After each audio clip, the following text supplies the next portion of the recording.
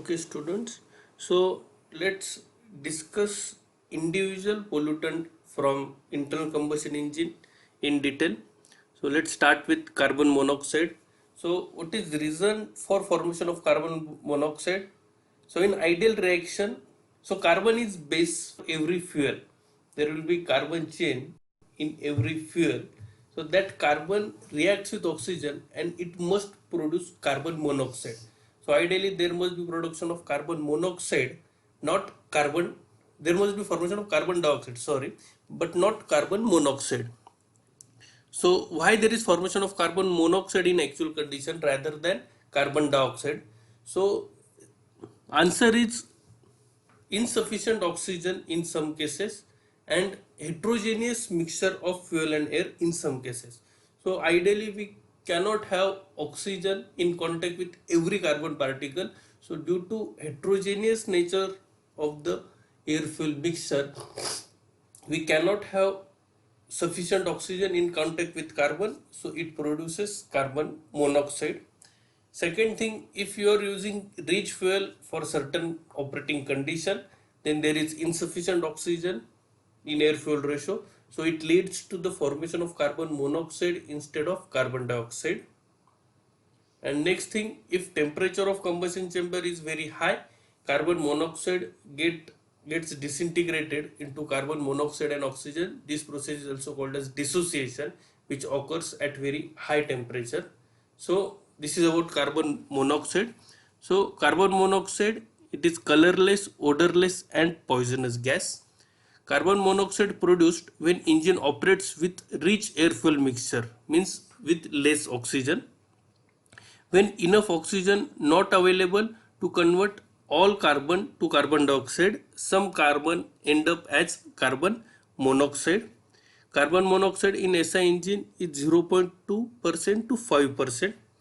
Carbon monoxide not only undesirable but represent lost chemical energy which would be released on conversion of CO to CO2, being exothermic reaction. Okay, so whenever there is complete combustion of carbon, you will get certain amount of heat energy, but if you have conversion of carbon into carbon monoxide, the heat energy released will be less than that of the formation of carbon dioxide. So due to formation of carbon monoxide, it means there is incomplete combustion. Incomplete combustion means there must be loss of certain thermal energy. Max CO generation when engine uses rich mixture such as starting, accelerating and deceleration. CO generation even when engine uses psychometric mixture. Okay, so if you are using rich mixture, obviously there will be formation of CO due to insufficient oxygen. Now if you are using theoretically correct mixture, means you have exact amount of oxygen required for complete combustion, but due to heterogeneous nature of the mixture, there will be formation of CO even if you are using psychometric mixture. Then poor mixing, local rich region, incomplete combustion generates CO. CI continues operating in lean manner have very low CO emission. Okay, so this is about carbon monoxide, and this graph represent percentage of CO versus air fuel mixture. So mixture strength also affects formation of CO. So with rich mixture the formation of CO is more, and with lean mixture the formation of CO will be less. So you can observe with increase in air percentage, which also leads to increase in oxygen percentage, decreases formation of carbon monoxide. So with increase in air fuel ratio, there will be decrease in carbon monoxide. The obvious then is if you have more oxygen in combustion chamber, there will be more formation of carbon dioxide compared to carbon monoxide. Okay, let's talk about another byproduct or another pollutant, that is oxides of nitrogen. Now if you remember our ideal combustion process, there must be nitrogen unaffected during combustion process. So you can see nitrogen must be unaffected, and you must have nitrogen in exhaust system or as a byproduct of combustion. But in actual condition, there is formation of oxides of nitrogen. So why there is formation of oxides of nitrogen?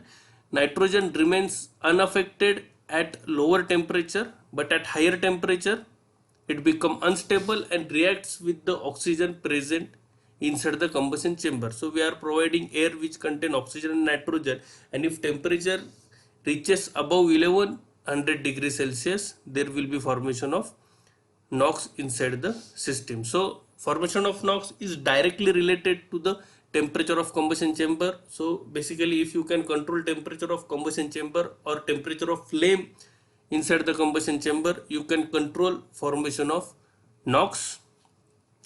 NOx is produced during combustion due to high combustion temperature above 1000 degrees Celsius. Most of NOx is NO with small amount of NO2 with traces of other combination of N and O. NOx is very undesirable and regulations are making its emissions more stringent. Released NOx reacts in atmosphere to form ozone, which is major cause of smog. Higher the temperature, more NOx. NOx is produced in any of the following manner. O plus N2 gives NO plus N.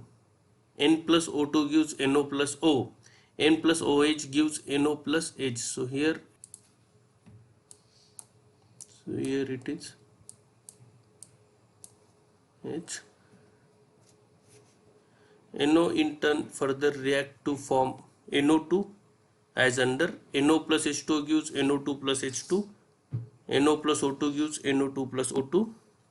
Although max flame temperature occurs at theoretical air fuel mixture, NOx is formed at slightly leaner mixture as at condition excess oxygen is available.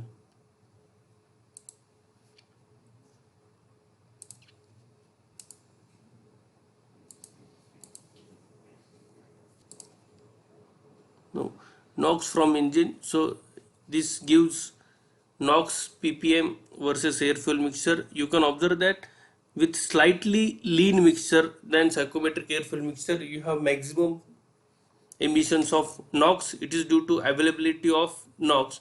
So at psychometric air fuel mixture, temperature is maximum, so possibility of NOx formation is maximum, and with slightly lean mixture it will get enough oxygen to get converted into NOx. So with slightly rich mixture you have highest percentage of NOx emission from engine.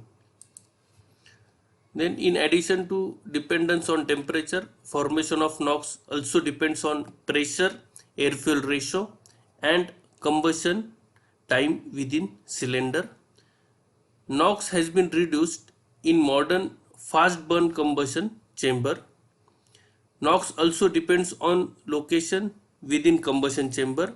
Highest NOx concentration near spark plug where highest temperature occurs. CI engines with divided combustion chamber IDI tends to generate higher NOx due to high CR, temperature and pressure. With advanced ignition timing, cylinder temperature is increased and more NOx is created. What are the effects of formation of NOx or release of NOx into atmosphere? That formation of smog is one of the problem with NOx. NOx is primary cause of smog.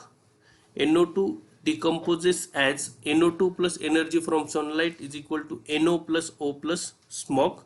Monoatomic oxygen is highly reactive and forms ozone.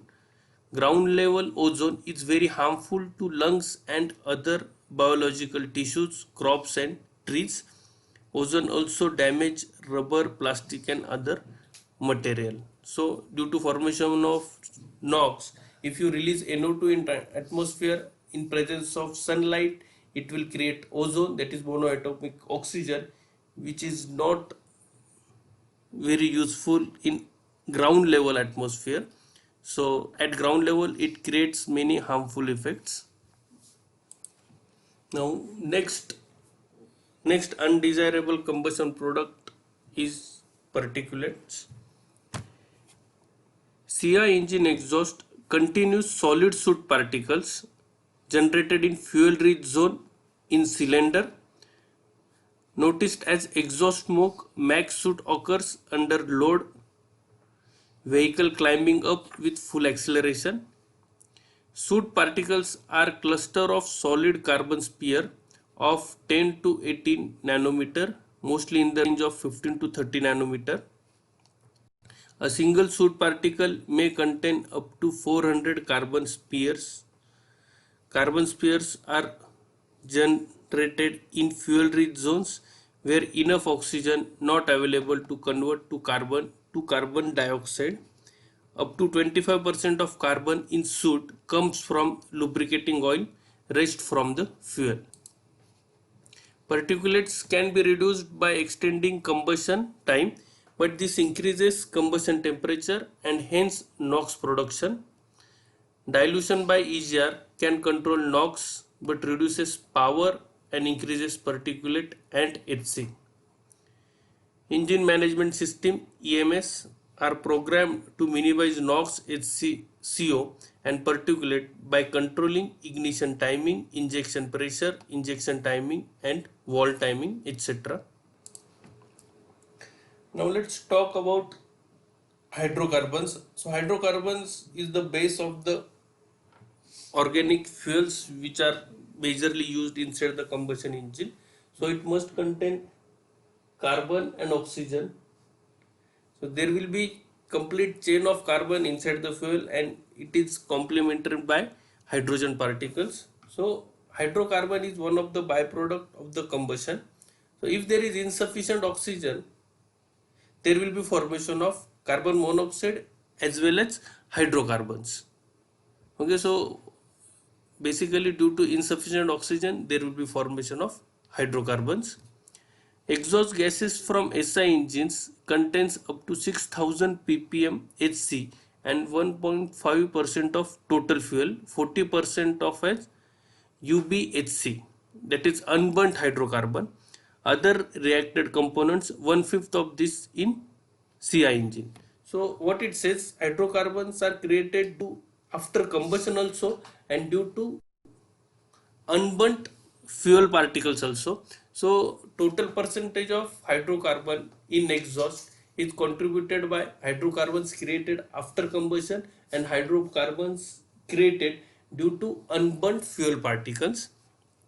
HC in atmosphere act as irritants and odorants, and some are carcinogenic. HC reacts with atmospheric gases to form smoke. Now causes of HC emission. First, non-stoichiometric air-fuel ratio. Rich mixture, less O2. So during engine startup acceleration, rich mixture is used. Too lean mixture, pure combustion, extreme lean mixture, extreme pure combustion and total misfire. So if your mixture is too rich or too lean, the formation of HC will be more. So with very high percentage of fuel, means if your mixture is rich, there will be insufficient oxygen to form carbon dioxide and H2O, so there will be formation of HC. And if your mixture is too lean, there will be extreme pure combustion condition, misfire also. So due to unburnt fuel particles, there will be formation of HC. Next, incomplete combustion. Inhomogeneous air fuel mixture means heterogeneous mixture. Flame quenching at cylinder walls at the end of expansion stroke. Expansion quenching due to high exhaust residual at low load and idle condition, so due to high EGR. So there will be formation of HC due to incomplete combustion. So if your air fuel mixture is heterogeneous, so there will not be sufficient oxygen in fuel in contact with fuel particle, so it will create hydrocarbon due to lack of oxygen particle. And next, crevice volumes, gaps in and up to first piston ring. Mixture gets compressed into crevice volumes during compression and power stroke due to high pressure. About 3% of fuel in combustion chamber. Due to low pressure at the end of expansion stroke, it reverses and most of it goes to exhaust.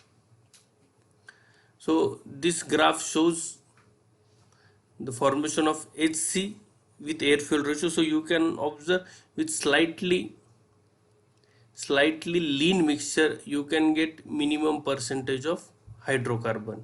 So again, if you have very rich mixture, percentage goes on increasing, and if you have very lean mixture, again percentage on decreasing. So we have optimum value of air fuel ratio at which we get minimum hydrocarbon emission. Okay, this is overall graph which shows effect of air fuel ratio on the formation of carbon monoxide, HC and NOx. In carbon monoxide, with increase in air percentage, it goes on decreasing. Means if you increases oxygen, there will be less formation of carbon monoxide.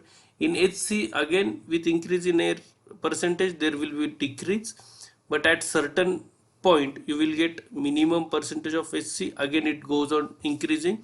So why there is increase in this? So there is increase in this percentage due to misfiring. So if too lean mixture leads to misfiring or misfiring of fuel, it leads to the increase in percentage of hydrocarbon due to unburnt fuel particle. Okay, and next NOx is maximum at this condition. So at condition where HC and CO are minimum, NOx will be maximum.